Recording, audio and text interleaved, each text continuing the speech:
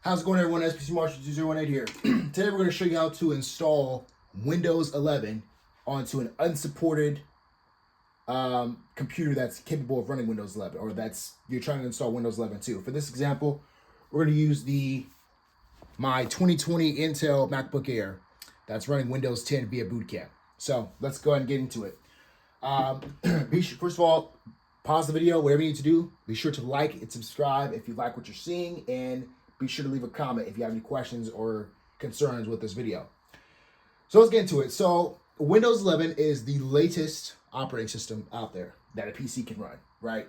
That's the one that Microsoft introduced. As you all know, with Mac computers, you can run Windows 10 on a Mac through Boot Camp. However, Microsoft dropped support for Windows 10 back on, I believe it's October 14th, 2025, which means that they are no longer updating Windows 10. They're not giving it security updates. They're not giving it anything. They're just leaving it as if they cut off support, the end of life support for Windows 10.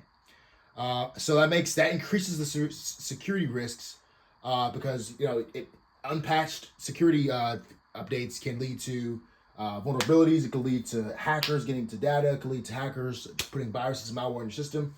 You gotta be real careful when downloading stuff on Windows 10 because the security patches aren't there to block any threats or any viruses or malware that may be out there. So it will be better for you to upgrade to Windows 11 so that you can be better protected. However, Windows 11 is not capable of being ran on all types of computers. You have to have at least 4 to 8 gigabytes of RAM.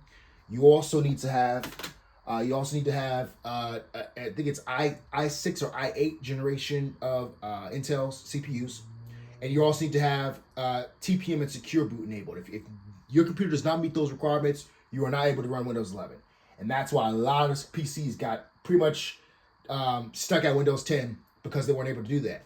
However, I'm here to tell you today that there is an option that you can run Windows 11 on an unsupported PC or Intel Mac computer. So what you need to do, we're gonna make this real quick. So if we need to slow down, you can pause the video. I don't want to spend all night doing this because we have a lot of stuff that we had to do. You will need to go to your browser on your other computer, and you will need to type in. Let's just go to Google. Hopefully I'm not in the way of the camera. If you guys can see, okay.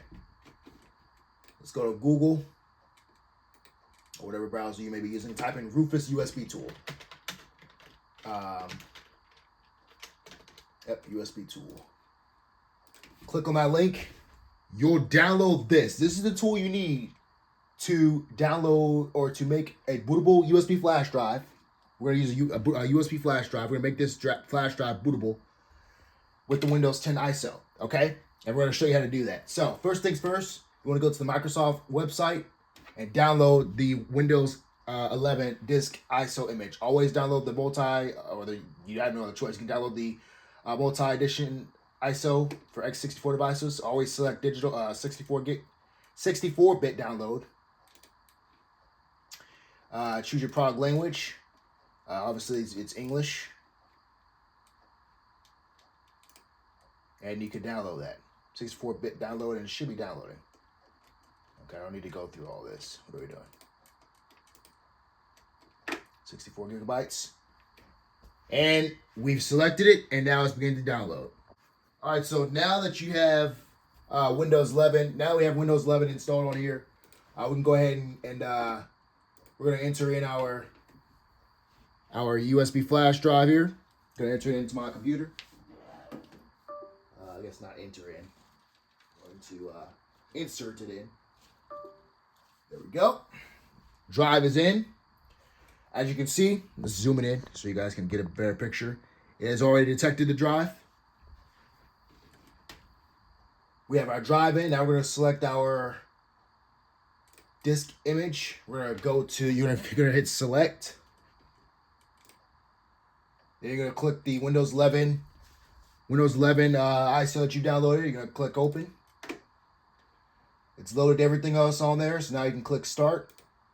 Now you always have to make sure that if you have your USB flash drive, make sure everything is backed up, or make sure you have no important information on there. If you do, get it off there because Rufus is going to erase everything on that flash drive, so it can make room and space for this installation. And so this is the thing I was talking about. So it's got a thing on the screen. I'm not sure you can see it. It says remove requirement. You want to make sure these two things are checked. Yes, it's Windows 11. These two things are okay. What are we doing?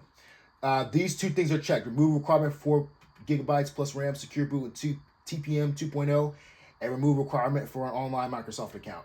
The main thing you want to make sure is you want to make sure remove requirement for 4 GB of RAM, secure boot, and TPM 2.0. That's what's going to allow you to install Windows 11 on an unsupported PC. So what you want to do is once you've done that, once that box is checked, you can then click OK. And I'll give you a warning. It says all data on this device will be erased. Click OK. Go ahead and erase it. And it's going to delete all of the whatever that you may have on that USB flash drive. And it'll be working on that new partition. This could take a while. All right, so we've got our USB flash drive created with Rufus. Windows 11 is on here and it's bootable. So without further ado, we're going to plug it into the computer. Plug it into the MacBook here. You're going to see it's detecting. I'm going to see if I can zoom it in so you guys get a more in-depth view of what we're looking at here. That's kind of a little bit too far. There we go. As you can see, it's detecting Rufus boot. So we're going to go over to File Explorer. We're going to go to the actual disk. We're going to click, make sure you guys see that. We're going to click Setup. Double click Setup. Yes. And then the Windows 11 thing will pop up. And as you can see, it says, a little bit.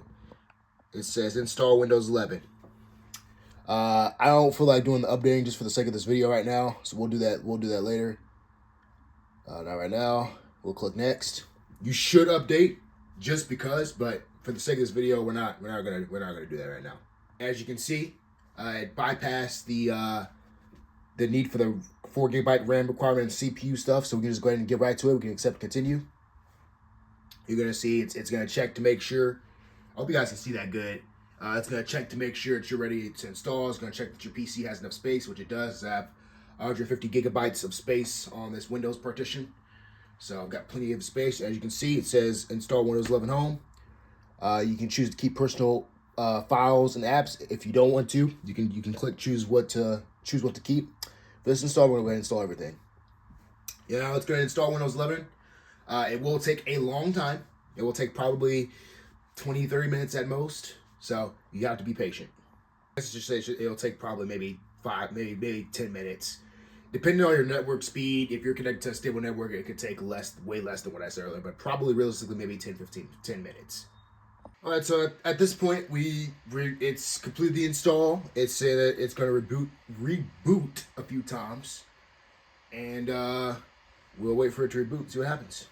It doesn't say a few times, it says in a few moments. The PC will restart in a few moments. As you guys can see, it is now restarting. And so we will wait, we'll let it do its thing. As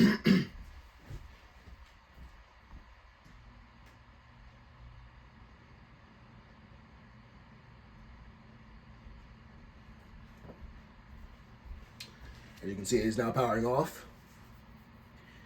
As you can see now, the Windows 11 logo is now on.